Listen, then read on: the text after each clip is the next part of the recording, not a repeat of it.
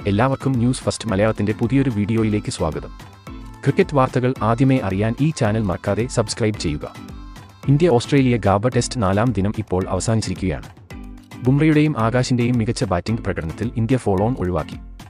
ഇരുവരും ചേർന്ന് അവസാന വിക്കറ്റിൽ 39 റൺസ് കൂട്ടിച്ചേർത്തു. ആദ്യ ഇന്നിംഗ്സിൽ ഇന്ത്യ 252 എന്ന നിലയിലാണ് ഇപ്പോൾ. ഓസ്ട്രേലിയയുടെ ആദ്യ ഇന്നിംഗ്സ് സ്കോറായ 445-193 റൺസ് പിറകിലാണ് ഇന്ത്യ. ഇന്നും മഴ മത്സരത്തിന് ഭീഷണി ഉയർത്തിയെങ്കിലും ബാറ്റിംഗ് പുനരാരംഭിച്ച ഇന്ത്യയ്ക്ക് ആദ്യം നഷ്ടമായത് രോഹിത്തിന്റെ വിക്കറ്റ് ആയിരുന്നു. രോഹിത് ശർമ്മ വെറും 10 റൺസ് എടുത്ത് കമ്മിൻസിന്റെ പന്തിൽ പുറത്തായി. KL രാഹുൽ നന്നായി ബാറ്റ് ചെയ്തു എങ്കിലും 84 റൺസ് എടുത്ത് നിൽക്കെ ലിയോണിന്റെ പന്തിൽ സ്മിത്തിന്റെ ഒരു മികച്ച ക്യാച്ചിൽ ഔട്ടായി. ജഡേജയും നിതീഷ് റെഡ്ഡിയും ഇന്ത്യയെ പതിയെ മുന്നോട്ട് നയിച്ചു. എന്നാൽ നിതീഷിനെ 16 റൺസ് എടുത്ത് നിൽക്കെ കമ്മിൻസ് ബൗൾഡ് ആക്കി. ജഡേജ വാലറ്റവുമായി പൊരുതി ഫോളോ ഓൺ ഒഴിവാക്കാൻ നോക്കി. എന്നാൽ കമ്മിൻസ് ജഡേജയും പുറത്താക്കി. 123 പന്തിൽ നിന്ന് 77 റൺസാണ് ജഡേജ എടുത്തത്. 7 4ഉം ഒരു 6ഉം താരം അടിച്ചു. ഇതിനുശേഷം ബുംറയും ആകാശ് ദീപും കൂടെ പൊരുതി.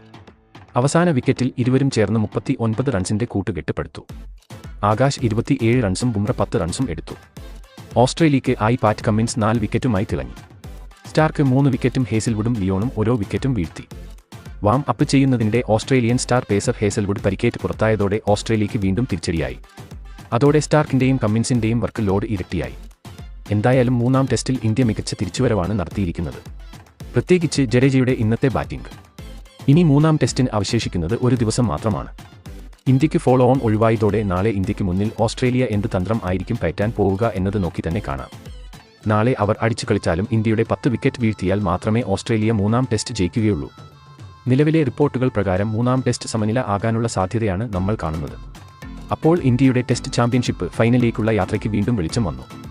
വരാനിരിക്കുന്ന 2 ടെസ്റ്റ് മത്സരങ്ങൾ ഇന്ത്യക്ക് ജയിക്കാൻ സാധിച്ചാൽ ഇന്ത്യ ഡയറക്റ്റ് ചാമ്പ്യൻഷിപ്പ് ഫൈനലിലേക്ക് യോഗ്യത നേടും. ഇന്ത്യയുടെ ടോപ്പ് ഓർഡർ ബാറ്റ്സ്മാൻമാർ ഫ്ലോപ്പ് ആണെങ്കിലും വാലറ്റത്ത് മികച്ച പ്രകടനമാണ് ഇന്ത്യൻ ബാറ്റ്സ്മാൻമാർ കാഴ്ചവെക്കുന്നത്. അപ്പോൾ ഇന്നത്തെ ഇന്ത്യയുടെ കളിയെപ്പറ്റിയുള്ള നിങ്ങളുടെ അഭിപ്രായം താഴെ കമന്റ് ചെയ്യുക. അതുപോലെ കൂടുതൽ ക്രിക്കറ്റ് വാർത്തകൾക്കായി ഈ ചാനൽ മറക്കാതെ സബ്സ്ക്രൈബ് ചെയ്യുക.